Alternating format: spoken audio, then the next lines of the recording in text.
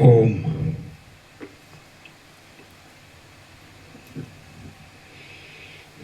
ओम।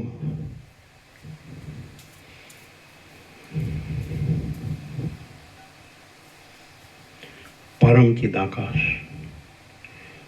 परम ज्योति,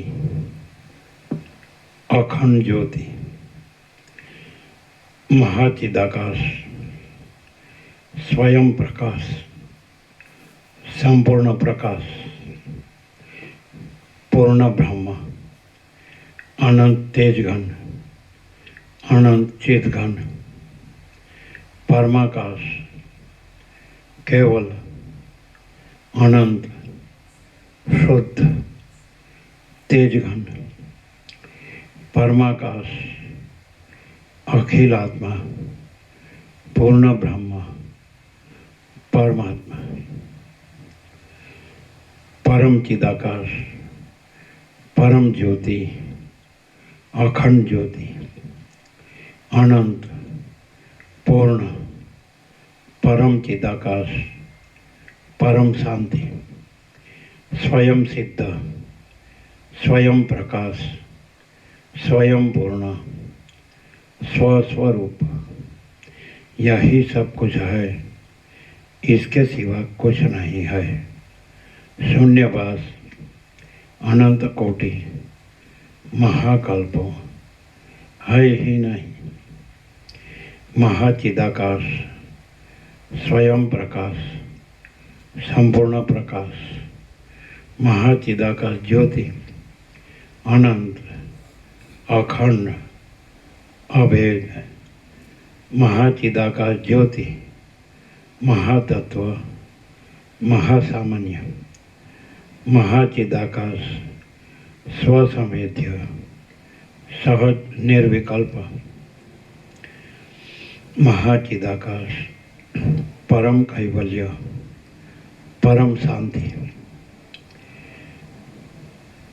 परम चिदाकाश, अनंत, पूर्ण, निरपेक्ष, सत्य, अनंत, संपूर्ण, अपरिगी, निर्भ्रांत, निरपेक्ष। वशिष्ठराम उपशम प्रकरण राउंड 40वां राउंड।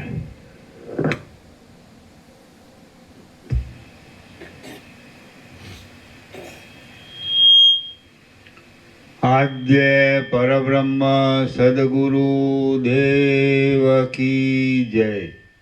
ओम श्री परमात्मने नमः। सद्ग्रंथों शिरोमणि श्री योगवासिष्ठ महारामायण उपशम प्रकरण सर्ग 24मो पेज नंबर 702 पेज नंबर 702 सर्ग 24मो मंत्री ने वश करीने राजानु दर्शन करवानो उपाय। आ 24मा सर्ग में दुष्ट मंत्री ने जीती लेवानो उपाय રાજાના દર્શનના ઉપાયોની સાથે અને વૈરાગ્ય આદિકની સાથે કહેવામાં આવશે.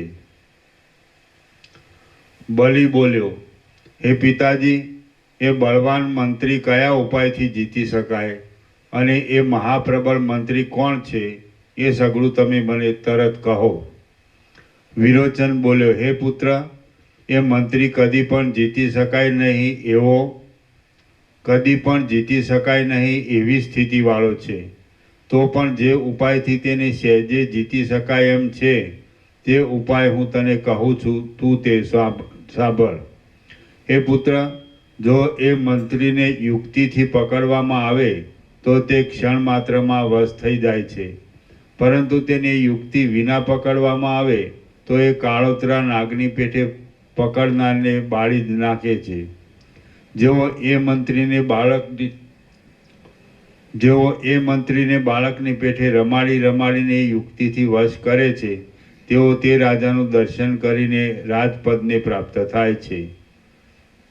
રમાડીને એના નીચે જ છે. થોડા વિષયો દેતા વારંવાર તે વિષયોમાં દોષ દેખાડી છેતરીને જેઓ એ મંત્રીને બાળકની પેઠે રમાડીને યુક્તિથી વશ કરે છે તેઓ તે રાજાનું દર્શન કરીને રાજપદને પ્રાપ્ત થાય છે.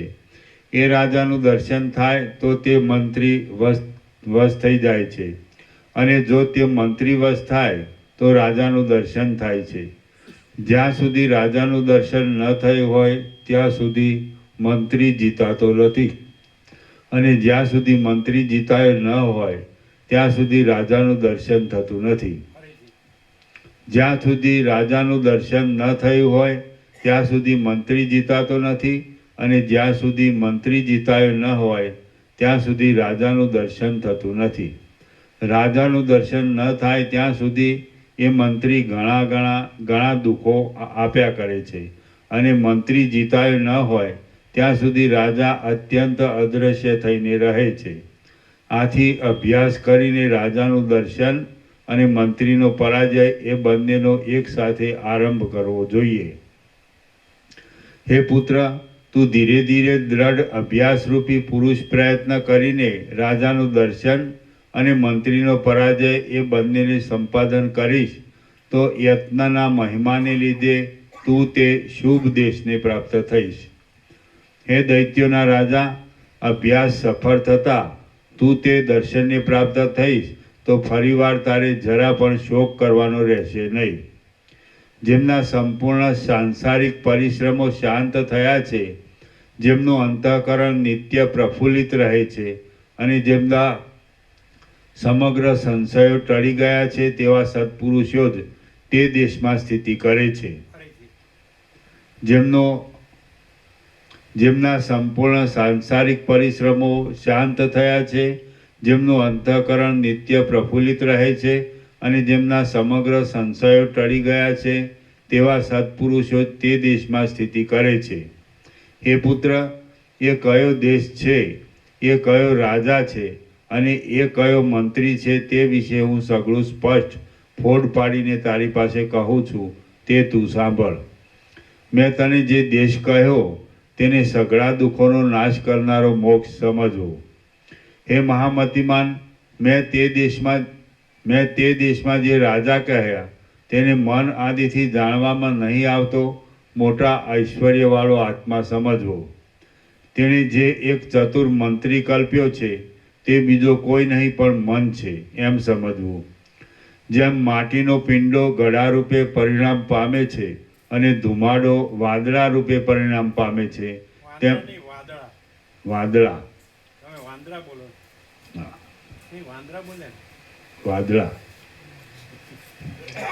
જેમ માટીનો પિંડો ગળા રૂપે પરિણામ પામે છે અને ધુમાડો વાદળા રૂપે પરિણામ પામે છે, તેમ મન જ આ જગત રૂપે પરિણામ પામે છે. જેમ માટીના પિંડામાં ગળો સૂક્ષ્મ રૂપે રહે છે અને ધુમાડામાં વાદળું સૂક્ષ્મ સ્વરૂપે રહે છે, તેમ મનમાં આ જગત સૂક્ષ્મ રૂપે રહે છે. એ મન જીતાય તો સઘળું જીતાઈ જાય છે અને સઘળું પ્રાપ્ત થાય છે, પણ એ મન જીતાવું બહુ કઠિન છે, તે તો યુક્તિથી જ જીતાય છે. બલિ બોલ્યો, હે પિતાજી, એ મનને દબાવવાની જે યુક્તિ હોય તે જ પ્રથમ સ્પષ્ટ રીતે આપ મારી પાસે કહો, એટલે તે યુક્તિથી હું એ દારૂણ મનને જીતી શકું. વિરોચન બોલ્યો, હે પુત્ર, સઘળા જ વિષયો ઉપર સર્વથા સ્પૃહા રાખવી નહીં અને સઘળા જ વિષયો ઉપર સર્વથા સ્પૃહા રાખવી નહીં, મનને જીતી લેવાની એ ઉત્તમ યુક્તિ છે. એ યુક્તિ જેવી બીજી કોઈ યુક્તિ નથી. અત્યંત મદોન્મત એવા પોતાના મનરૂપી હાથીને આ યુક્તિથી તરત પકડીને વશ કરી શકાય છે. હે મોટી બુદ્ધિવાળા પુત્ર, આ યુક્તિ અત્યંત દુર્લભ પણ છે અને અત્યંત સુલભ પણ છે. એ યુક્તિનો જો અભ્યાસ કરવામાં ન આવ્યો હોય તો તે અતિ દુર્લભ છે, અને જો સારી પેઠે તેનો અભ્યાસ કરવામાં આવ્યો હોય તો તે યુક્તિ અતિ સુલભ છે. જેમ પાણીથી સિંચાતી લતા શાખાઓના વિસ્તારથી સઘળી રીતે પ્રફુલ્લિત થઈ રહે છે, તેમ અનુક્રમે અભ્યાસ કરવામાં આવતી આ વિષયો ઉપરની અરુચિરૂપી યુક્તિ શાંતિ આદિના વિસ્તારથી સઘળી રીતે સ્પષ્ટ દેખાઈ આવે છે. હે પુત્ર, જેમ કોઈ માણસ ડાંગરને ઈચ્છતો હોય પણ દૂધ પ્રસાદ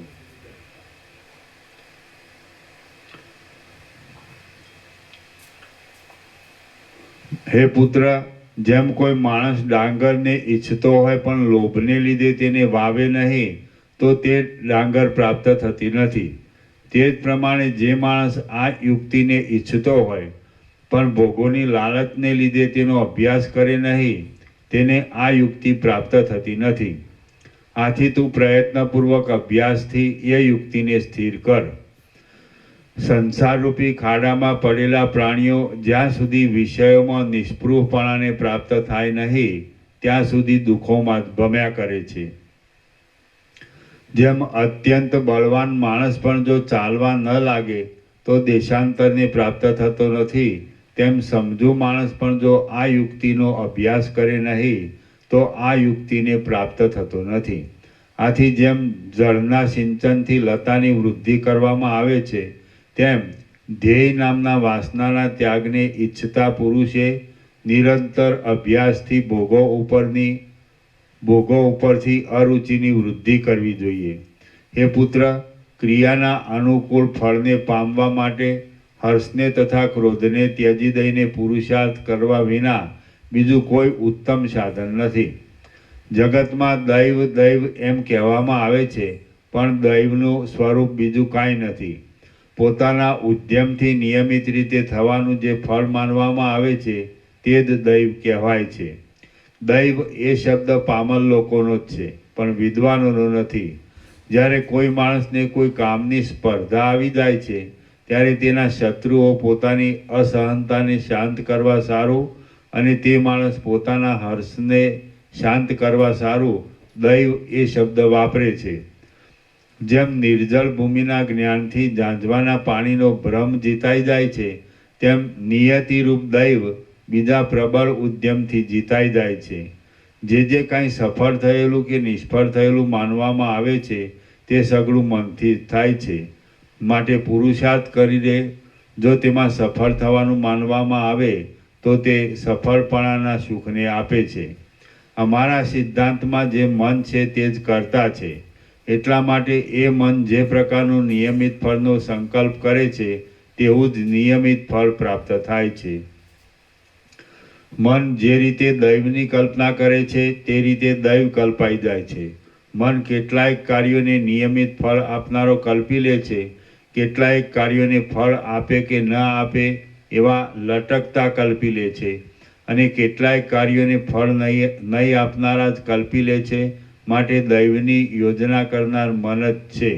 એ મન જો કદાચ સર્વદા એક સરખા સ્વભાવવાળા પરમાત્માના અનુસંધાનથી ધારા ચલાવે જાય તો જેમ આકાશ પવનથી અસંગ રહે તેમ પરમાત્મા પોતે પણ આ બ્રહ્માંડના વિષયોમાં અસંગ રહે છે. એ મન જો કદાચ સર્વદા એક સરખા સ્વભાવવાળા પરમાત્માના અનુસંધાનની ધારા ચલાવે જાય તો જેમ આકાશ પવનથી અસંગ રહે તેમ પરમાત્મા પોતે પણ આ બ્રહ્માંડના વિષયોમાં અસંગ રહે છે.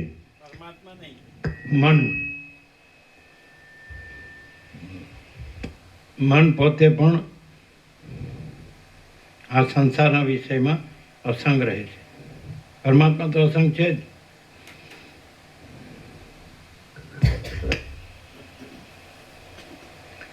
એ મન જો કદાચ સર્વદા એક સરખા સ્વભાવવાળા પરમાત્માના અનુસંધાનની ધારા ચલાવે જાય તો જેમ આકાશ પવનથી અસંગ રહે છે તેમ મન પોતે પણ આ બ્રહ્માંડના વિષયોમાં અસંગ રહે છે. જો કદાચ એ મન શાસ્ત્રમાં જણાવેલા નિયમ પ્રમાણે વિહિત કર્મોની પદ્ધતિમાં ચાલ્યું જાય તો તે કર્મોને અનુસરતા ફળોને પ્રાપ્ત થાય છે. હે પુત્ર,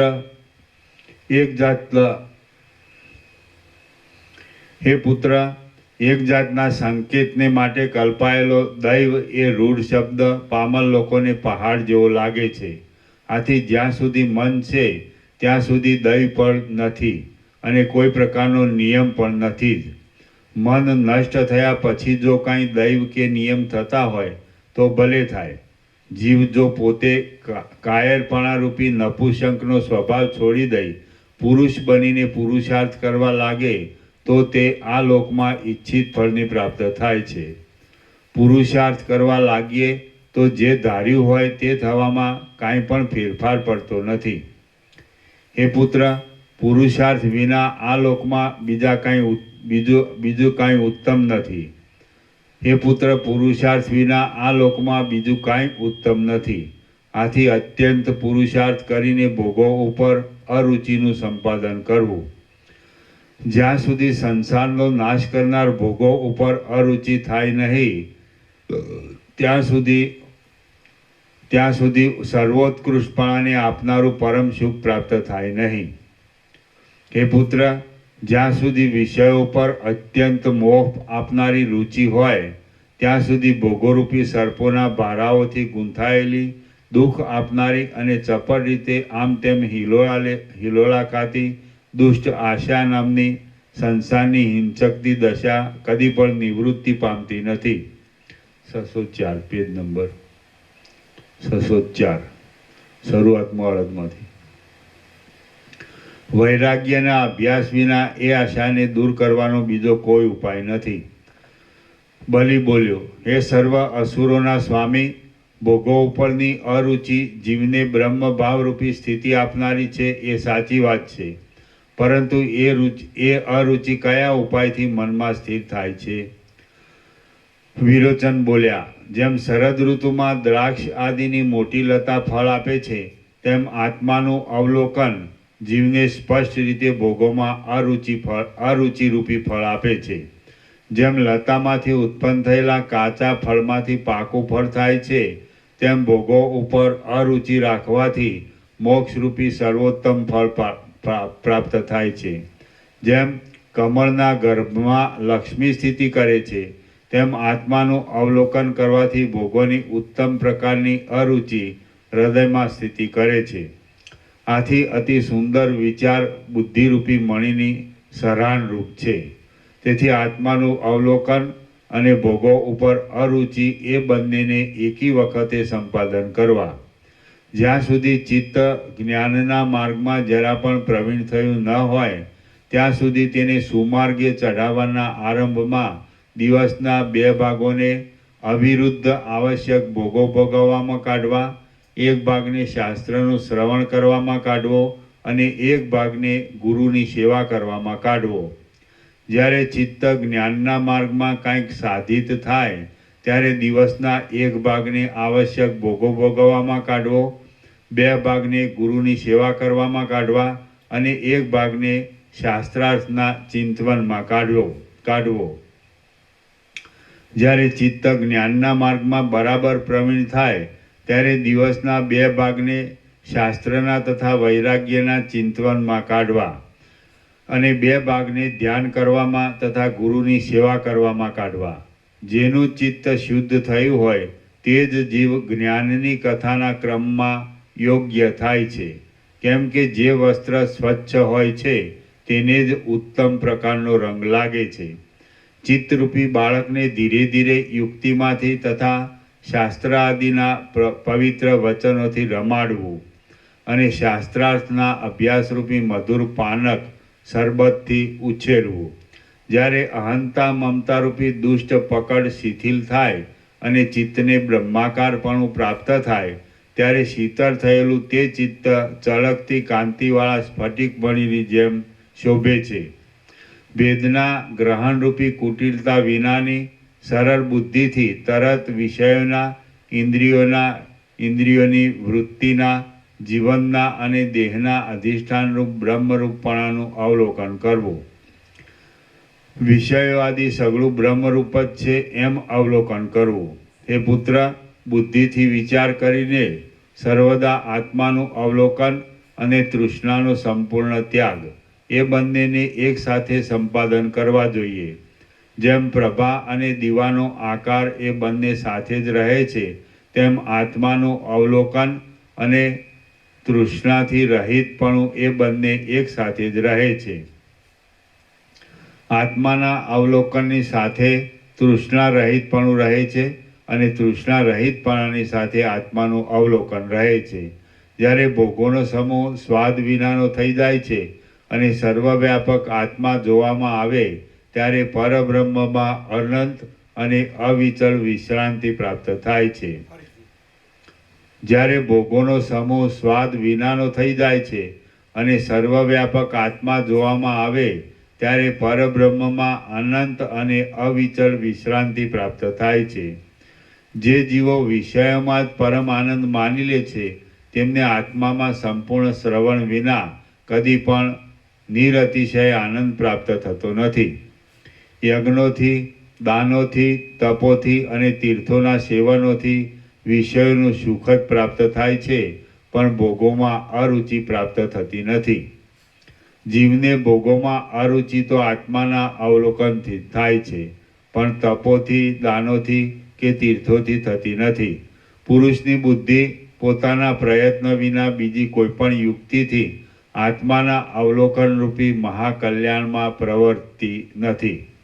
હે પુત્ર, આત્માનું અવલોકન તૃષ્ણાના ત્યાગની સાથે પ્રાપ્ત થાય છે. તે વિના બ્રહ્મપદમાં વિશ્રાંતિરૂપી પરમ સુખ મળતું નથી. જ્યારે પરમ કારણરૂપ બ્રહ્મ પોતાના આત્મપણાથી પ્રકાશે છે ત્યારે જેવો વિશ્રામ મળે છે તેવો વિશ્રામ બ્રહ્માથી માંડીને થુંબડા સુધીના આ જગતમાં ક્યાંય મળતો નથી.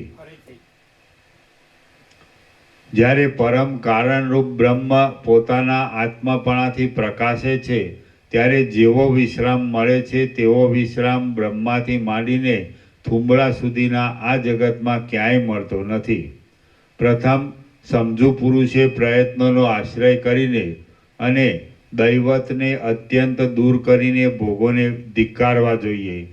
એ ભોગો તો કલ્યાણના દ્વારની આડે દ્રઢ પ્રતિબંધરૂપ છે. જેમ વર્ષા ઋતુ પરિપાકની દશાને પ્રાપ્ત થાય છે ત્યારે નિર્મળ અને સુશોભિત શરદનો સમય પ્રકટ થાય છે તેમ ભોગોનો ધિક્કાર પરિપાકની દશાને પ્રાપ્ત થાય છે ત્યારે વિચાર પ્રકટ થાય છે. જેમ સમુદ્રથી મેઘ વૃદ્ધિ પામે છે અને મેઘથી સમુદ્ર વૃદ્ધિ પામે છે તેમ વિચારથી ભોગોનો ધિક્કાર વૃદ્ધિ પામે છે ને ભોગોના ધિક્કારથી વિચાર વૃદ્ધિ પામે છે. જેમ સ્નેહવાળા સંબંધીઓ પરસ્પરની સહાયતાથી મોટા કાર્યને સિદ્ધ કરે છે તેમ ભોગોનો ધિક્કાર, વિચાર અને આત્માનું અખંડ અવલોકન તેઓ પરસ્પરની સહાયથી મોક્ષને સિદ્ધ કરે છે. પહેલાં દૈવનો અનાદર કરીને અને પુરુષ પ્રયત્ન વડે દાંતોને પીસીને ભોગો ઉપર અરુચિ ઉત્પન્ન કરવી જોઈએ. પ્રથમ તો બાંધવોની જેમાં સંમતિ હોય એવા અને દેશાચારથી વિરુદ્ધ ન પડે એવા ઉદ્યમથી અનુક્રમે ધનનું સંપાદન કરવું અને તે ધનથી સારા ગુણોવાળા સુજન મહાત્માઓનું આરાધન કરીને તેમને વશ કરવા આમ મહાત્માઓના સમાગમથી ભોગોમાં અરુચિ થાય છે. ભોગોમાં અરુચિ થવાથી વિચાર પ્રાપ્ત થાય છે. વિચાર પ્રાપ્ત થવાથી મહાવાક્યના અર્થનું જ્ઞાન થાય છે. મહાવાક્યના અર્થનું જ્ઞાન થવાથી સર્વ શ્રુતિઓનું તાત્પર્ય અદ્વિતીય બ્રહ્મમાં જ છે એવો નિશ્ચય થાય છે. અને તે નિશ્ચય થયા પછી મનન આદિના અનુક્રમે પરમપદની પ્રાપ્તિ થાય છે. જ્યારે તું વિષયોમાંથી વિરામ પામીશ ત્યારે જ તું વિચાર વડે પરમપદને પ્રાપ્ત થઈશ. કૌંસમાં છેલ્લી વારે પણ વિષયોના ઉપરામની આવશ્યકતા છે. માટે વિચારને પાછળ રાખવા કરતાં હમણાં જ વિષયોનો ત્યાગ કરીને તારે વિચાર કરવો યોગ્ય છે. તું જો વિચારના બળથી અત્યંત પવિત્ર આત્મામાં સારી પેઠે વિશ્રાંતિ પામીશ તો તું ફરીવાર દુઃખો ભોગવવાને માટે કલ્પનારૂપી કાદવમાં પડીશ નહીં. હું ધારું છું કે તને વિષયો ઉપર રુચિ રહી જ નથી અને તે નહીં રહેવાથી તું શુદ્ધ પરબ્રહ્મ રૂપ જ થયો છે. હે શુદ્ધ પરમાત્મા, હું તને પ્રણામ કરું છું. કૌંસમાં જોકે દેહ દ્રષ્ટિથી મારે તને પ્રણામ કરવા યોગ્ય નથી તો પણ આત્મદ્રષ્ટિથી આ પ્રણામ કરું છું. હે પુત્ર, તું પ્રથમ દેશાચારને અનુસરીને ધનનું સંપાદન કર કે જેમાં નિંદા થવાનો થોડો સંભવ છે. પછી તું તે ધનથી બ્રહ્મવેત્તા પુરુષોનું માનપૂર્વક અન્ન વસ્ત્રાદિથી આરાધન કરીને તેમને વશ કર. પછી તેમના સમાગમથી વિષય આદિનો તિરસ્કાર કરીને અને વૈરાગ્ય આદિ સાધનોને મેળવીને તું સારી પેઠે આત્માનો વિચાર કર. એ રીતે આત્મવિચારના વૈભવથી તને અનાદિકાળથી ભૂલાઈ ગયેલા સ્વસ્વરૂપની પ્રાપ્તિ થશે. શ્રી યોગ વાસિષ્ઠ મહારામાયણમાં ઉપશમ પ્રકરણનો ચિત્ત વિચિકિત્સા યોગોપદેશ નામનો સર્ગ 24મો સમાપ્ત. સર્ગ 25મો. બલિરાજાના મનમાં વિવેકનો ઉદય અને ગુરુના સમાગમની ઈચ્છા. આ 25મા સર્ગમાં બલિરાજાના મનમાં વિવેકનો ઉદય થયાની તથા શુક્રાચાર્યનો સમાગમ કરવાની ઈચ્છા થયાની કથા કહેવામાં આવશે. બલિ બોલ્યા, સ્વગત કહે છે, ઉત્તમ વિચારવાળા મારા પિતાએ પૂર્વે મારી પાસે જે કહ્યું હતું તે હમણાં મારા સ્મરણમાં આવ્યું અને તેથી હું જાગ્રત થયો. એ બહુ સારું થયું. આજ મને ભોગો ઉપર સ્પષ્ટ અરુચિ ઉત્પન્ન થઈ, એ પણ સારું થયું. હવે હું અમૃત જેવા શીતળ શાંતિરૂપી સ્વચ્છ સુખમાં પ્રવેશ કરું છું. વારંવાર આશાને પૂર્ણ કર્યા કરતો, વારંવાર ધનને મેળવ્યા કરતો અને વારંવાર પ્રાર્થના આદિથી સ્ત્રીને અનુકૂળ કર્યા કરતો હું આ વૈભવાદી સંસારની સ્થિતિમાં બહુ પરિતાપ પામ્યો છું. અહો, હું આ શીતળતાથી ભરેલી શાંતિરૂપી ભૂમિ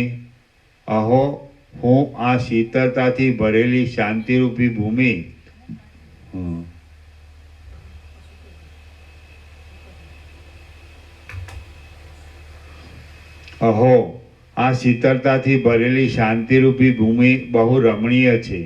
શાંતિ પ્રાપ્ત થાય ત્યારે સઘળી સુખ દુઃખની દ્રષ્ટિઓ શાંત થઈ જાય છે. હું શાંતિમાં સ્થિરતા પામ્યો છું, તેથી મારા સઘળા સંતાપો ટળી ગયા છે. જાણે હું ચંદ્રબિંબમાં નખાયેલો હોઉં તેમ હમણાં સર્વોત્તમ સુખને વશ થયો છું. સુખરૂપે જ રહ્યો છું અને અંદર પ્રફુલ્લિત થઈ જાઉં છું. હાય હાય, ભોગોની ઉત્કંઠાથી નાચ્યા કરતા મનના વેગથી શરીર અત્યંત બળી જતું હતું તથા મને નિરંતર ક્ષોભ થતો હતો. એ વૈભવ પ્રાપ્તિ તો દુઃખરૂપ જ હતી. હું પૂર્વે મારા અંગથી સ્ત્રીના અંગને અને મારા માંસથી સ્ત્રીના માંસને દબાવીને આલિંગન કરીને પ્રસન્ન થતો હતો. એ તો કેવળ મોહનો જ વિલાસ હતો. બીજા લોકો જેમના દ્રષ્ટાંતો આપે એવા મોટા મોટા વૈભવો જોયા. જે રાજ્યાભિષેક ભોગવવા યોગ્ય કહેવાય છે તે નિર્વિઘ્ન રીતે ભોગવ્યું અને પ્રતાપથી સઘળા પ્રાણીઓને નમાવ્યા. તો પણ અવિનાશી સુખ કયું મળ્યું? પાતાળમાં, પૃથ્વીમાં અને સ્વર્ગમાં જ્યાં જોયું ત્યાં ચારે બાજુ એની એ વસ્તુઓ વારંવાર જોવામાં આવી, પણ બીજા કંઈ નવા ચમત્કારવાળું જોવામાં આવ્યું નથી. હવે સઘળા વિષયોને ત્યજી દઈને તથા તેમની વાસનાઓને પણ બુદ્ધિથી દૂર કરી નાખીને હું પૂર્ણચંદ્રના કિરણોથી ભરપૂર થયેલા ક્ષીરસાગરની જેમ પૂર્ણ અને સ્વસ્થ થઈને રહ્યો છું. પાતાળમાં, પૃથ્વીમાં અને સ્વર્ગમાં જે કોઈ સ્ત્રીઓ અને જે કોઈ રત્ન આદિ પદાર્થો અજ્ઞાનીની દ્રષ્ટિથી સારરૂપ ગણવામાં આવે છે તેમને પણ આ તુચ્છ કાળ તરત ગળી જાય છે.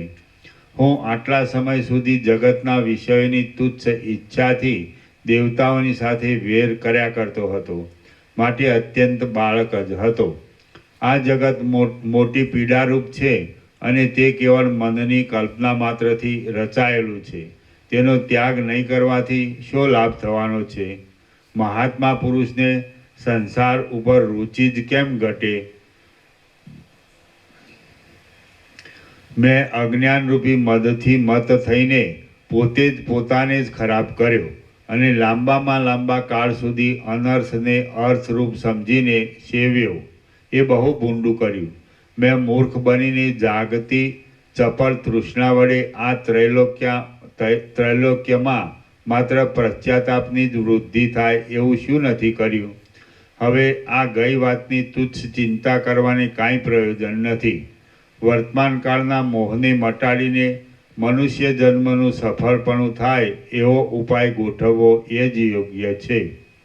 જેમ ક્ષીર સમુદ્રમાં ચારે બાજુથી અમૃતનો જ પ્રાદુર્ભાવ થયો હતો, તેમ અખંડ બ્રહ્મથી એકતા પામીને રહેવાય તો ચારે બાજુ સુખનો જ પ્રાદુર્ભાવ થાય.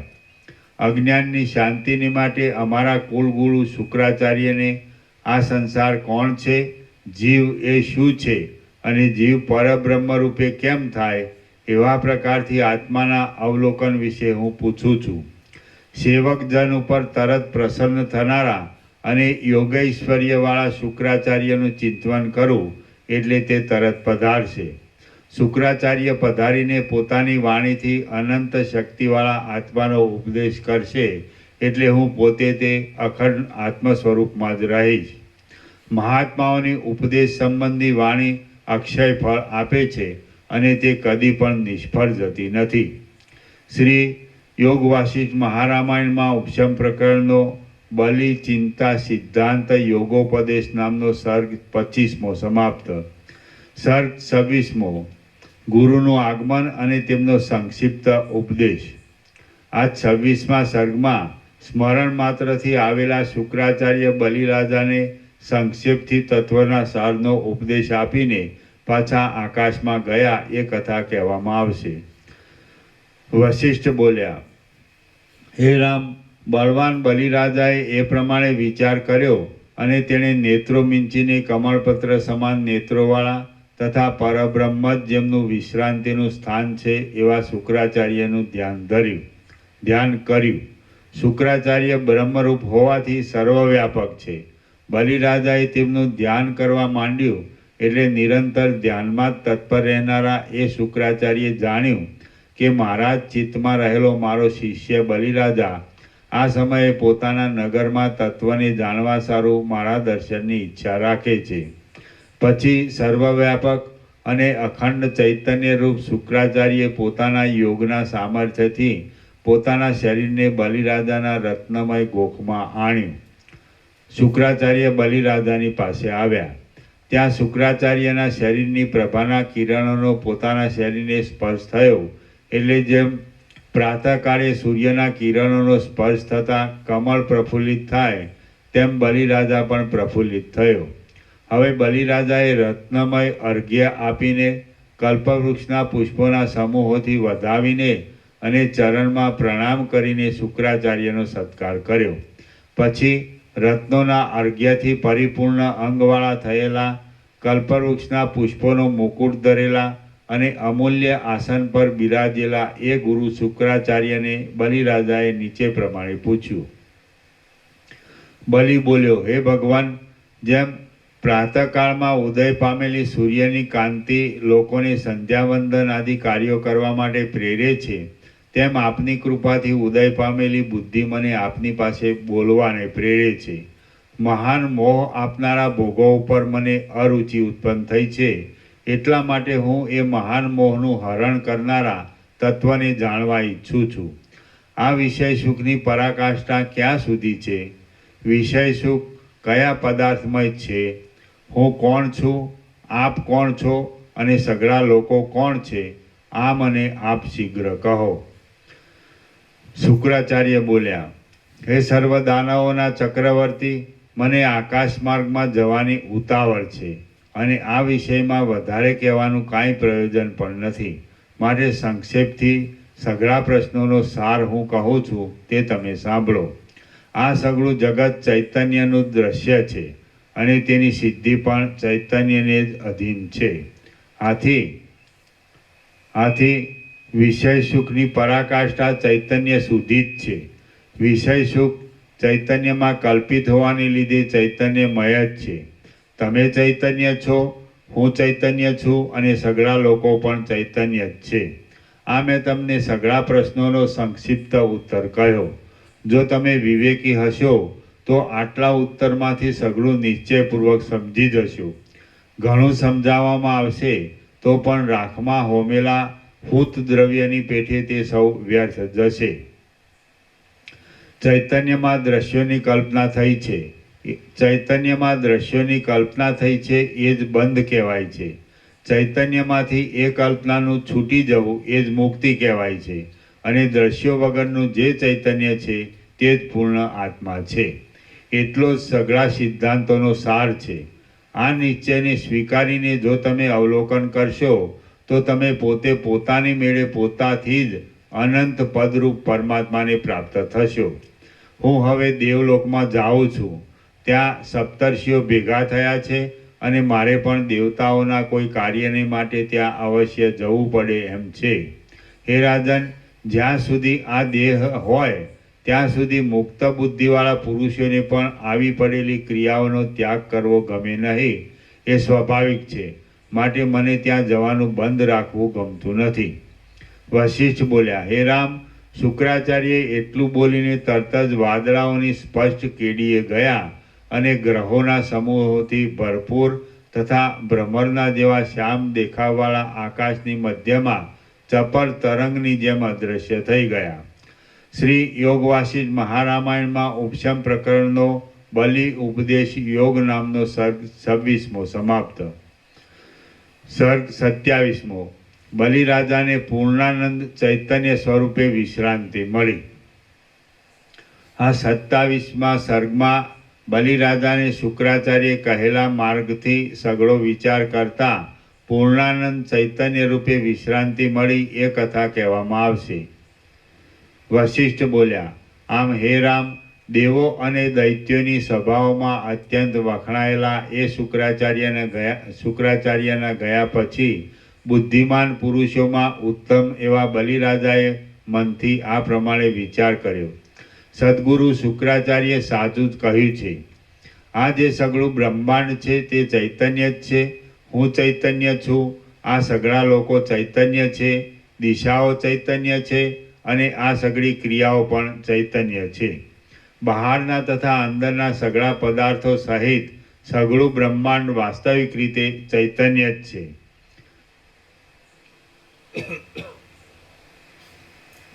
બ્રહ્માંડમાં ચૈતન્યથી જુદું કોઈ સ્થળમાં કાંઈ પણ નથી.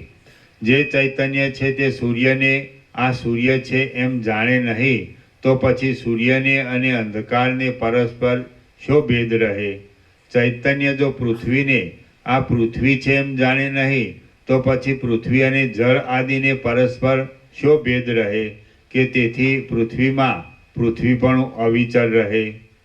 ચૈતન્ય જો દિશાઓને આ દિશાઓ છે એમ જાણે નહીં તો દિશાઓમાં દિશાપણું શું રહે? ચૈતન્ય જો પર્વતોને આ પર્વતો છે એમ જાણે નહીં તો પર્વતોમાં પર્વતોપણું શું રહે? ચૈતન્ય જો જગતને આ જગત છે એમ જાણે નહીં તો જગતમાં જગતપણું શું રહે? ચૈતન્ય જો આકાશને આ આકાશ છે એમ જાણે નહીં તો આકાશમાં આકાશપણું શું રહે? ચૈતન્ય જો સ્થૂળ શરીરને આ સ્થૂળ શરીર છે એમ જાણે નહીં તો પ્રાણીઓના સ્થૂળ શરીરોમાં સ્થૂળ શરીરપણું શું રહે? ચૈતન્ય વિના કાંઈ પણ સિદ્ધ થતું નથી. એટલા માટે જે કાંઈ છે તે ચૈતન્ય જ છે. ઇન્દ્રિયો પણ ચૈતન્ય છે, શરીર પણ ચૈતન્ય છે, મન પણ ચૈતન્ય છે, મનની તૃષ્ણાઓ પણ ચૈતન્ય છે, અંદર પણ ચૈતન્ય છે, બહાર પણ ચૈતન્ય છે, અસત પદાર્થ પણ ચૈતન્ય છે, અને જે રજ્જુ સર્પાદી અનિર્વચનીય પદાર્થો થાય છે તેઓ પણ ચૈતન્ય જ છે. હું ભોગોની ઈચ્છાપૂર્વક તે વિષયોનો આ સઘળો ભોગ કરું છું તે પણ ચૈતન્યથી જ કરું છું, શરીરથી કાંઈ કરતો નથી. આ મારું શરીર તો લાકડા જેવું અને ડેફા જેવું છે, તેથી શું થઈ શકે એમ છે? સઘળા જગતના એક આત્મ સ્વરૂપ જે ચૈતન્ય છે તે જ હું છું. મારું સ્વરૂપ ચૈતન્ય જ છે. આકાશમાં જે ચૈતન્ય છે તે હું છું. સૂર્યમાં જે ચૈતન્ય છે તે હું છું. પૃથ્વીમાં જે ચૈતન્ય છે તે હું છું. જળમાં જે ચૈતન્ય છે તે હું છું. વાયુમાં જે ચૈતન્ય છે તે હું છું. દેવતાઓમાં તથા દૈત્યોમાં જે ચૈતન્ય છે તે હું છું. અને સ્થાવરોમાં તથા જંગમોમાં જે ચૈતન્ય છે તે પણ હું જ છું. ચૈતન્યમાં બીજાપણાની કલ્પના સંભવતી જ નથી. એ કલ્પના અસંભવિત છે, તેથી જગતમાં શત્રુ પણ કોણ સંભવે અને મિત્ર પણ કોણ સંભવે? આ બલિ નામનું જે શરીર છે તેનું સુશોભિત માથું કપાઈ જાય તો પણ હું જે સર્વવ્યાપક ચૈતન્ય છું તેનું શું કપાઈ જાય? ચૈતન્ય જો આ દ્વેષ છે એમ જાણે નહીં તો દ્વેષ પણ શો પદાર્થ છે? દ્વેષની સિદ્ધિ પણ ચૈતન્ય વિના થતી નથી. આમ છે એટલા માટે સઘળા દ્વેષ આદિ ભાવો તથા જે કોઈ અભાવો છે તેઓ પણ ચૈતન્ય રૂપ જ છે. અત્યંત વિચાર કરી જોતા પણ આ મોટા બ્રહ્માંડમાંથી ચૈતન્ય વિના બીજું કાંઈ પણ હાથ લાગે એમ નથી. જે કાંઈ છે તે સઘળું ચૈતન્ય જ છે. એટલા માટે દ્વેષ પણ નથી, રાગ પણ નથી, મન પણ નથી અને મનની વૃત્તિઓ પણ નથી. અતિ શુદ્ધ ચૈતન્ય માત્રમાં ભેદોની કલ્પના ઘટે જ કેમ? ચૈતન્ય રૂપ હું સર્વમાં વ્યાપક છું અને સર્વરૂપ છું. ચૈતન્યથી પ્રતિકૂળ કાંઈ પણ સિદ્ધ થતું નથી, માટે હું અખંડ આનંદ સ્વરૂપ છું. હું ભેદોની કલ્પનાથી રહિત છું અને મારામાં કોઈ બીજો ભાગ જ નથી.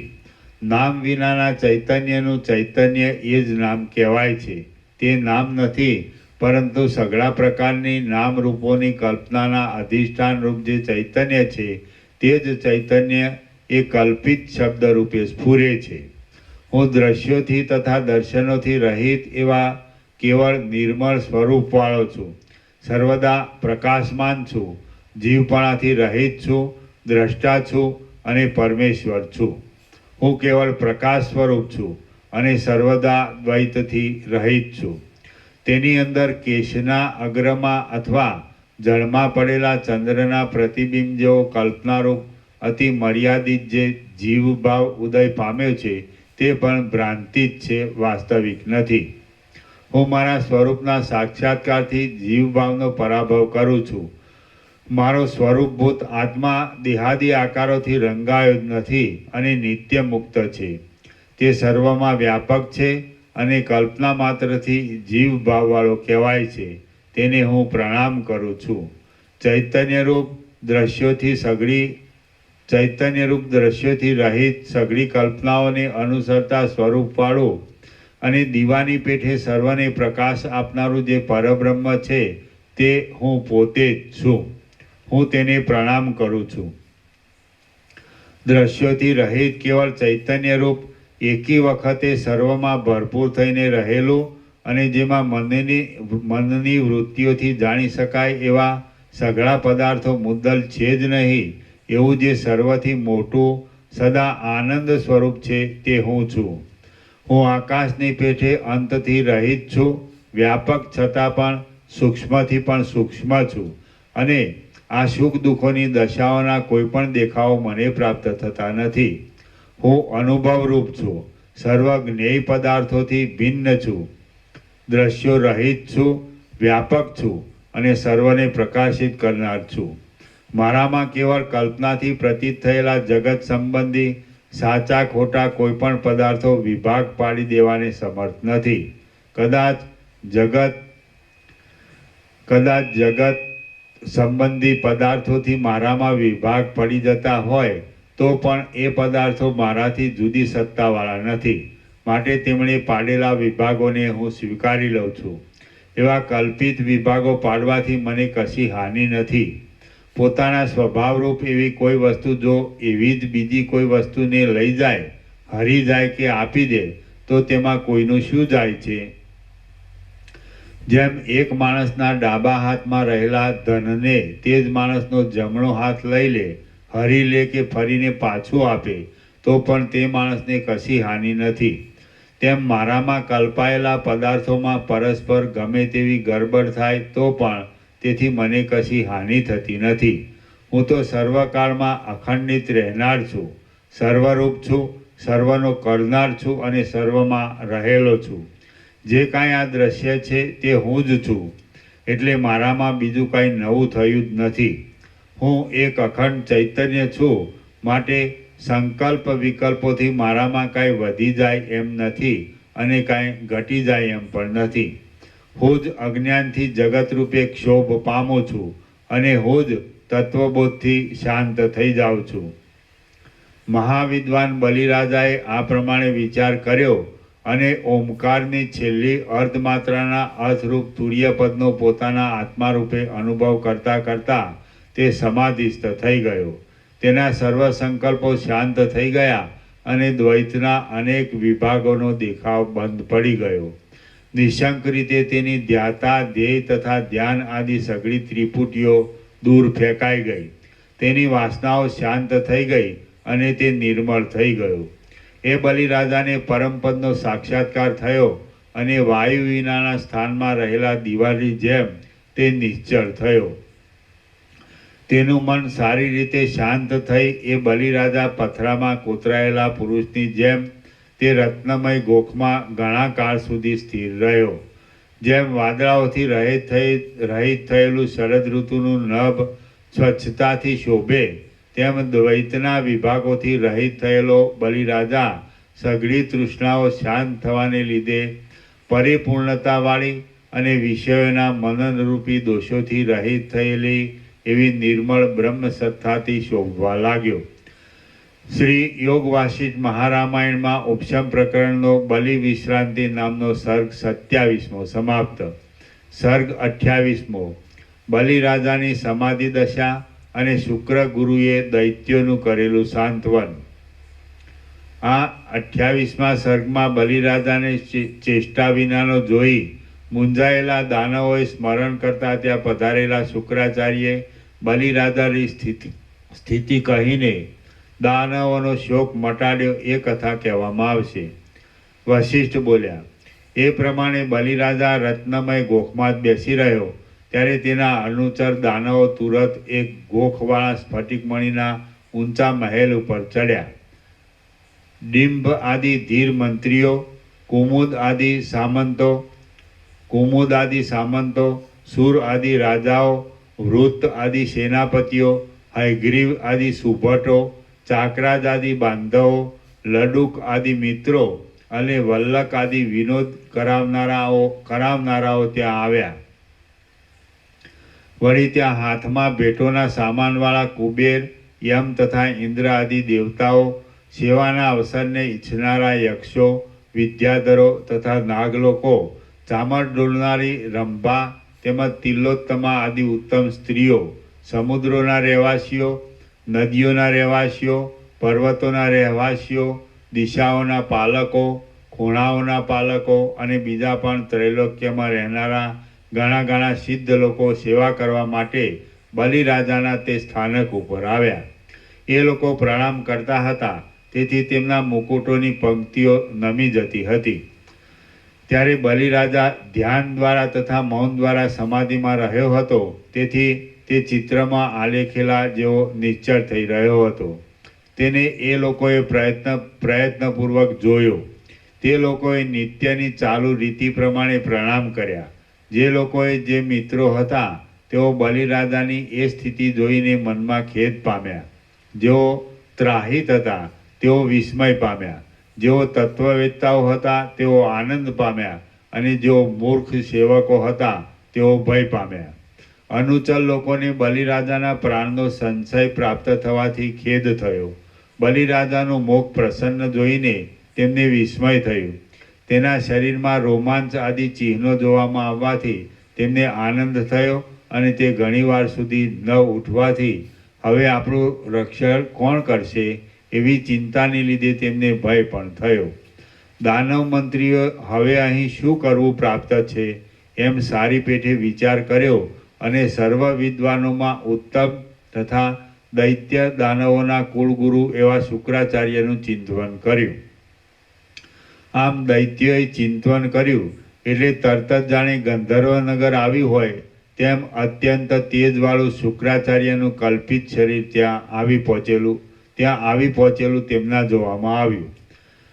કૌંસમાં સપ્તર્ષિઓની સભામાં બેઠેલા શુક્રાચાર્યએ યોગના બળથી પોતાના શરીરને બલિરાજાના મહેલમાં પ્રાપ્ત થયેલું કલ્પ્યું હતું. દૈત્યોના સમૂહોએ શુક્રાચાર્યનું પૂજન કર્યું. પછી શુક્ર ભાર્ગવે મોટા આસન પર બેસીને સમાધિમાં રહેલા બલિરાજાને જોયો. થોડી વાર વિસામો લઈને અને પ્રેમ ભરેલી દ્રષ્ટિથી બલિરાજાને જોઈને તેનો સંસારરૂપી ભ્રમ નાશ પામી ગયો છે એમ તેમણે વિચારપૂર્વક જોયું અને તેથી તે પ્રફુલ્લિત થયા પછી જાણે પોતાના દેહના હજારો ઉજ્જવળ કિરણોથી ક્ષીરસાગરને ફેલાવતા હોય એવા શુક્રાચાર્યએ હસીને સભાને નીચે પ્રમાણે વચન કહ્યું. હે દૈત્યો, આ મહાત્મા બલિરાજા પોતાના આત્મવિચારથી સર્વના અધિષ્ઠાનરૂપ નિર્મળ બ્રહ્મને પ્રાપ્ત થઈને સિદ્ધ થયેલો છે અને તેથી એને નિરતિશય સુખ મળ્યું છે. આથી હે ઉત્તમ દૈત્યો, આ બલિરાજા ભલે હમણાં આ પ્રમાણે જ રહીને પોતાના સ્વરૂપમાં ચિરકાળ પર્યંત પરમાનંદરૂપ પરમ પદમાં વિશ્રાંતિ લે. આ બલિરાજા સંસારના પરિશ્રમથી થાકીને હમણાં વિશ્રાંતિ પામ્યો છે. એના ચિત્તમાંથી સંસારની ભ્રાંતિ ટળી ગઈ છે અને સંસારની ખટપટ રૂપી એની ઝાકળ શાંત થઈ ગઈ છે. તો હમણાં તમારે એને બોલાવવો નહીં. જેમ રાત્રિની ખટપટ શાંત થતાં દિવસ સૂર્યના કિરણોના સમૂહને પ્રાપ્ત થાય છે તેમ અજ્ઞાનરૂપી સંકટ શાંત થતાં આ બલિરાજા પોતાના પ્રકાશને જ પ્રાપ્ત થયેલો છે. જેમ મૂર્છિત અવસ્થામાં રહેલો અંકુર કાળે કરીને તે અવસ્થાને છોડીને બીજમાંથી પોતાની મેળે જ જાગ્રત થાય છે તેમ આ બલિરાજા કાળે કરીને પોતાની મેળે જ જાગ્રત થશે. એ સર્વ દાનવોના નાયકો, તમે પોતાના સ્વામીના કાર્યોને નિશ્ચિંત થઈને કર્યા કરો. આ બલિરાજા 1000 વર્ષે સમાધિમાંથી જાગ્રત થશે. હે રામ, દૈત્યોએ શુક્રાચાર્યના એ પ્રમાણે વચન સાંભળ્યા એટલે જેમ વૃક્ષો સુકાયેલી મંજરીને ત્યજી દે છે તેમ તેમણે હર્ષથી થયેલી, દ્વેષથી થયેલી અને ખેદથી થયેલી ચિંતાને ત્યજી દીધી. પછી સઘળા દૈત્યો આગળથી બંધાયેલી રાજ્ય રીતિ પ્રમાણે બલિરાજાની સભાનું કામ આટોપી લઈને પોતપોતાના કાર્યો કરવા લાગી ગયા. પછી મનુષ્યો પૃથ્વીમાં ગયા, સર્પોના રાજાઓ રસાતાળમાં ગયા, ગ્રહો તથા આકાશવાસી લોકો આકાશમાં ગયા, દેવતાઓ સ્વર્ગમાં ગયા, પર્વતો તથા દિક્પાલો પોતપોતાની દિશાઓમાં ગયા, વનમાં રહેનારા લોકો ગુફાઓમાં ગયા અને આકાશમાં ફરનારા આકાશ તરફ ગયા.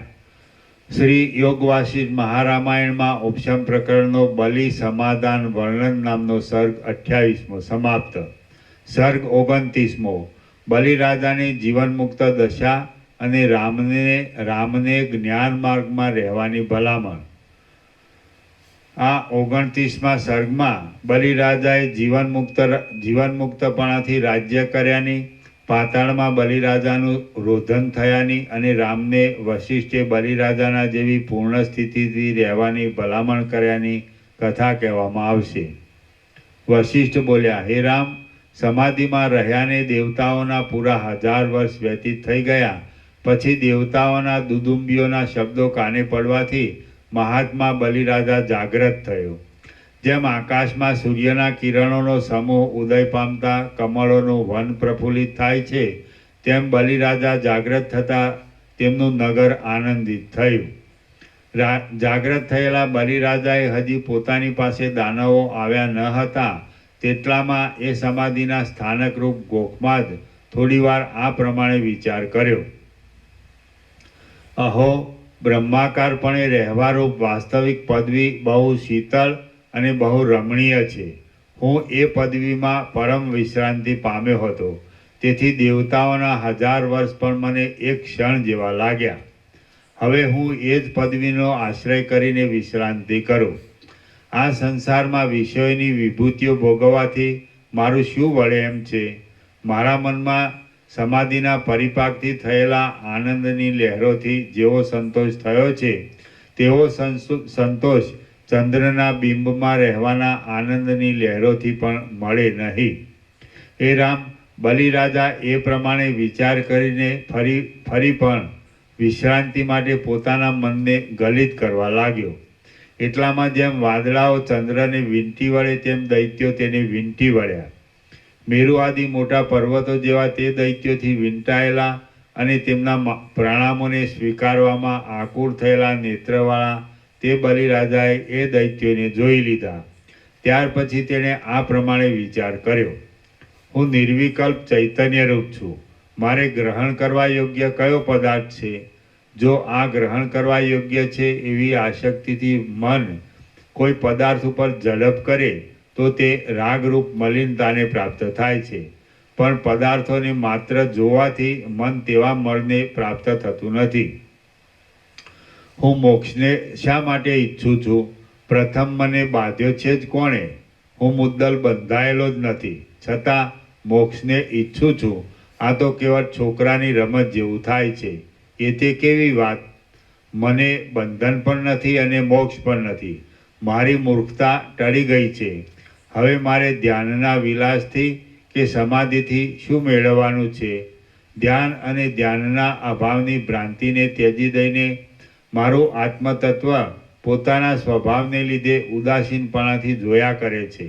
તો તે જોવામાં કોઈ વસ્તુ તેની સામે સ્ફુરે તો ભલે સ્ફુરે, પણ એમ થવાથી મને કાંઈ હાનિ કે વૃદ્ધિ થવાના નથી. હું ધ્યાનને ઈચ્છતો નથી તેમ ધ્યાનના અભાવને પણ ઈચ્છતો નથી.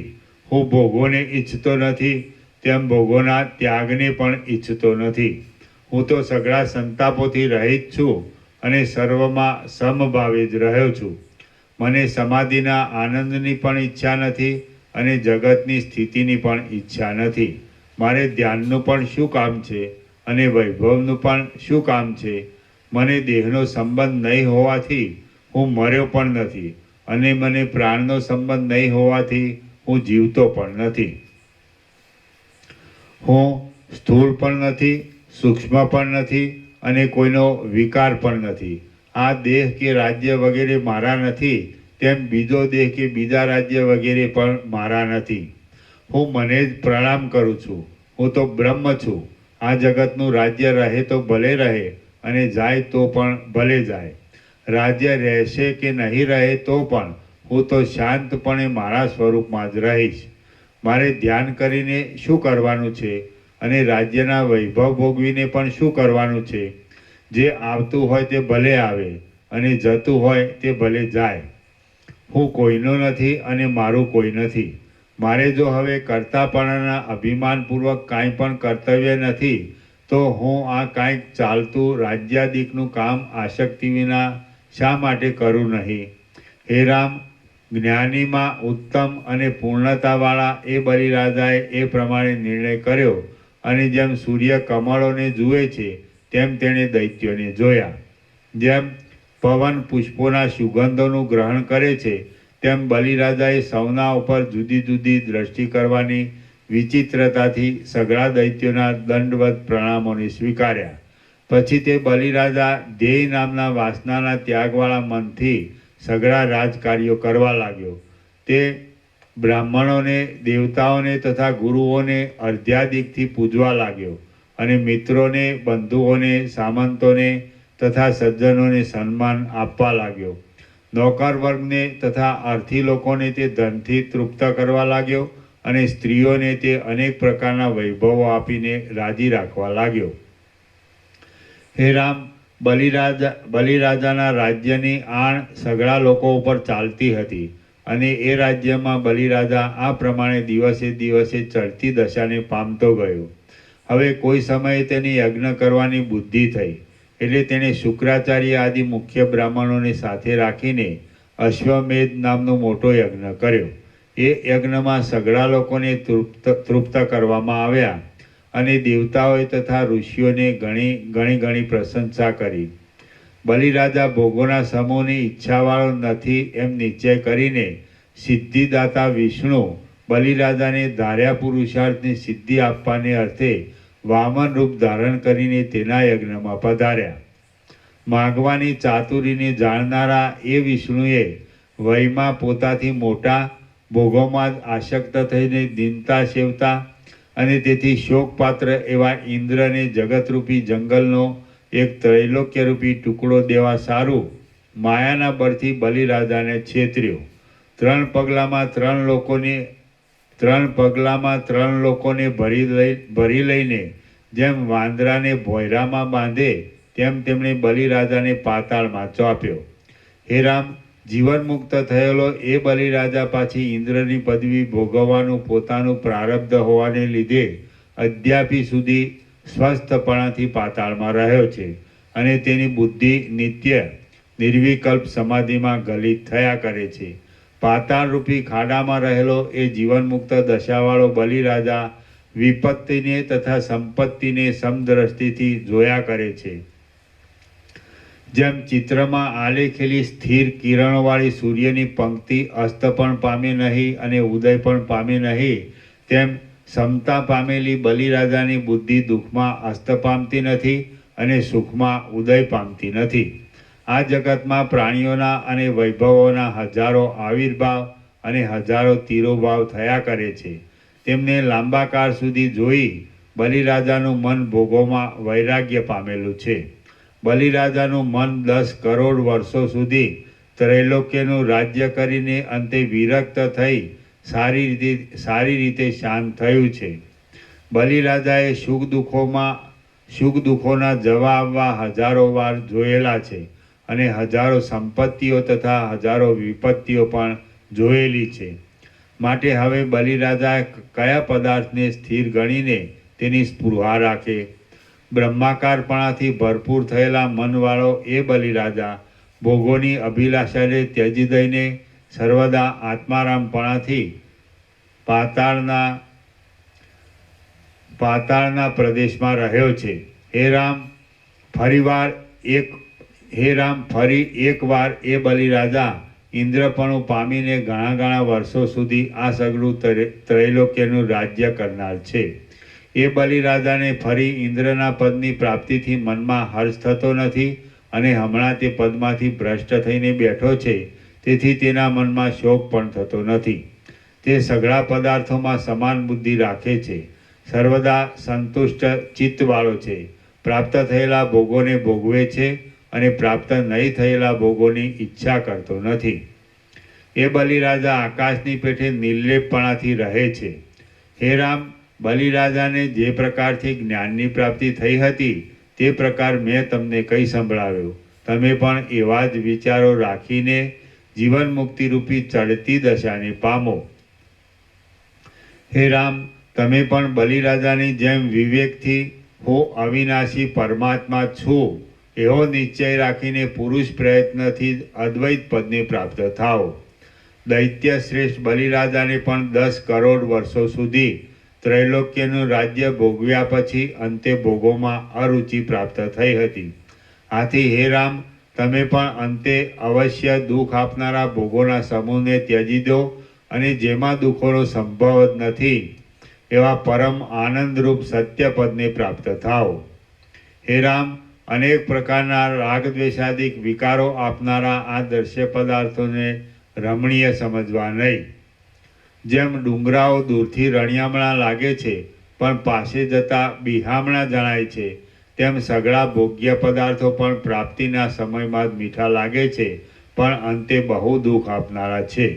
આમ મન આ લોકના અને પરલોકના ભોગોમાં દોડ્યા કરે છે અને પામરોની ચેષ્ટાઓમાં લોટ્યા કરે છે. તમે તેને બાંધી લઈને હૃદયરૂપી ગુફામાં જ રાખી મૂકો.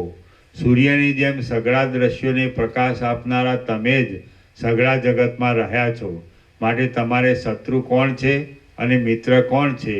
તમે આ શત્રુ છે અને આ મિત્ર છે એવી ભેદ દ્રષ્ટિથી વૃથા ભૂલ શા માટે કરો છો? હે મહાબાહુ, તમે અંતથી રહિત છો. તમે જ આદિ પુરુષોત્તમ છો. તમે જ ચૈતન્ય છો અને તમે જ આ જગતના અસંખ્ય પદાર્થો રૂપે સ્ફુરો છો.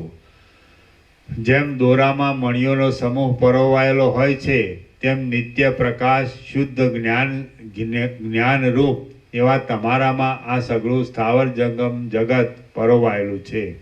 તમે જન્મતા પણ નથી અને મરતા પણ નથી. તમે તો સર્વના અધિષ્ઠાનભૂત શુદ્ધ ચૈતન્યરૂપ અજન્મા પુરુષ છો. તમને જન્મવાની અને મરવાની ભ્રાંતિઓ રહો નહીં. તૃષ્ણાની વૃદ્ધિ થાય તો જન્મ આદિ રોગો પ્રબળ થાય છે અને તૃષ્ણાનો ક્ષય થાય તો જન્મ આદિ રોગો નિર્મૂળ થઈ જાય છે. એમ બરાબરનો સારી પેઠે વિચાર કરીને તથા ભોગોની તૃષ્ણાને ત્યજી દઈને તમે ભોગોના કેવળ સાક્ષી થાઓ. સૂર્યની પેઠે સર્વને પ્રકાશ આપનારા અને સર્વ જગતના નાથ એવા તમે જ સર્વદા પ્રકાશો છો અને તેથી જ આ સઘળું સંસારરૂપી સ્વપ્નનું મંડળ પ્રકાશે છે, પ્રતીત થાય છે. તમે વ્યર્થ ખેદ ધરો નહીં. તમને સુખ દુઃખનો સંબંધ છે જ નહીં. તમે પરિપૂર્ણ રીતે પોતાના સ્વરૂપને સમજ્યા છો. માટે તમે સર્વના આત્મા છો અને સર્વ જગતના પ્રકાશક છો. પ્રથમ તો જે વિષય સુખ મનને પ્રિય લાગે તે સુખને અનર્થના સાધન રૂપ સમજો અને ઇન્દ્રિયોના નિગ્રહ આદિ જે નિયમ મનને અપ્રિય લાગે તેને કલ્યાણના સાધન રૂપ સમજો. પછી જ્યારે તેનો અભ્યાસ પાકો થાય ત્યારે તે કલ્પનાને પણ ત્યજી દો. આ ઇષ્ટ છે અને આ અનિષ્ટ છે એ દ્રષ્ટિઓનો ત્યાગ કરવામાં આવે ત્યારે સાચી સમતાનો ઉદય થાય છે. તે સમતા જો હૃદયમાં સ્થિર રહે તો જીવને ફરીવાર જન્મ લેવો પડતો નથી.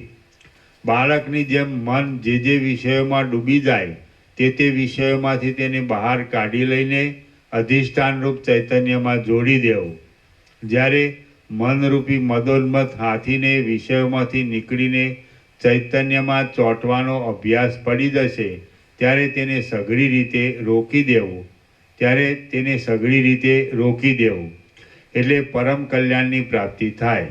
હે રામ, તમે શરીરને સાચું માનનારા, મિથ્યા વિચારોથી દૂષિત ચિત્તવાળા, મૂઢ અને જાણે સંકલ્પના હાથમાં વેચાયા હોય તેમ સંકલ્પોને અધીન રહેનારા દૂતારાઓની સમાન પંક્તિમાં રહો નહીં. મૂર્ખપણું આત્મતત્વના નિર્ણયમાં વિવેક તથા વૈરાગ્ય આદિ ઉપાયોથી દૂર રાખનાર છે અને શાસ્ત્ર આદિના ઉત્તમ વચનોમાં પ્રવેશ કરવામાં વધુ વિલંબ કરાવનાર છે. જગતમાં મૂર્ખપણાથી બીજો કોઈ પણ અધિક દુઃખદાયી શત્રુ નથી. હે મહાબુદ્ધિમાન રામ, તમે હૃદયરૂપી આકાશમાં ઉદય પામેલા આ અવિવેકરૂપી વાદળને વિવેકરૂપી પવનના ઝપાટાથી તરત દૂર કરી નાખો. જ્યાં સુધી આત્માના અવલોકન માટે પોતાના પ્રયત્નથી સગવડ કરવામાં આવે નહીં ત્યાં સુધી વિચારનો ઉદય થાય નહીં. જ્યાં સુધી અંતરદ્રષ્ટિ કરીને પોતાના સ્વરૂપનું અવલોકન કરવામાં આવે નહીં ત્યાં સુધી વેદના વિચારોથી, વેદાંતોના વિચારોથી, શાસ્ત્રાર્થના વિચારોથી અને અનુમાનો કરવાથી પણ આત્માનો પ્રકટ અનુભવ થાય નહીં. હે રામ, તમે પોતામાં પોતાની મેળે જ સ્વચ્છ થયા છો અને વિસ્તીર્ણ બોધને પ્રાપ્ત થયા છો. તો પણ તમે મારા વચનોથી જ પોતાની સમજણમાં વિશ્વાસ પામીને નિસંદેહ બોધવાળા થાઓ છો. સૂર્યને પેઠે સર્વને પ્રકાશ આપનાર અને ભેદના અંશથી પણ રહિત એવા પરમાત્માનું દેશને કાળના પરિચ્છેદથી તથા વસ્તુ પરિચ્છેદથી રહિતપણું મારા વચનથી જ તમારા સમજવામાં આવ્યું છે. મારા કહેવાથી જ તમારા સઘળા સંકલ્પો લય પામી ગયા છે. સંદેહોરૂપી વિભ્રમો શાંત થઈ ગયા છે. વિષયોને જોવાની ઉત્કંઠારૂપી ઝાકળ શાંત થઈ ગયું છે અને સઘળા સંતાપો ટળી ગયા છે. હે મનન કરનારા રામ, તમને જ્યારે આત્મબોધમાં આવરણ અને વિક્ષેપ ટળી જશે ત્યારે તમે જે જ્ઞાનને તથા જ્ઞાનના સાધનોને મોક્ષને અર્થે સ્વીકારો છો તે સ્વીકારવાનું પણ નહીં રહે. જે વિવેક તથા વૈરાગ્ય આદિનું યત્નપૂર્વક પાલન કરો છો તે પાલન કરવાનું પણ રહેશે નહીં. જે આલસ્ય તથા પ્રમાદ આદિ દોષોને હણો છો તે હણવું પણ નહીં રહે. જે સમાધિના સુખરૂપી અમૃતને પીવો છો તે પીવાનું પણ નહીં રહે. જે ઉત્તરોત્તર ભૂમિકાઓમાં ચડીને પ્રસન્ન થાવ છો તે પ્રસન્ન થવાનું પણ નહીં રહે. ને જે ભૂમિકામાં વિશ્રાંત થઈને સુખના અધિક ઉત્કર્ષથી પ્રફુલ્લિત થઈ જાઓ છો તે પ્રફુલ્લિત થઈ જવાનું પણ નહીં રહે. શ્રી યોગવાસિષ્ઠ મહારામાયણના ઉપશમ પ્રકરણનો બલિ વિજ્ઞાન પ્રાપ્તિ નામનો સર્ગ 29મો સમાપ્ત. ઓમ ઓમ ઓમ. 615. પ્રસાદ આપી દો.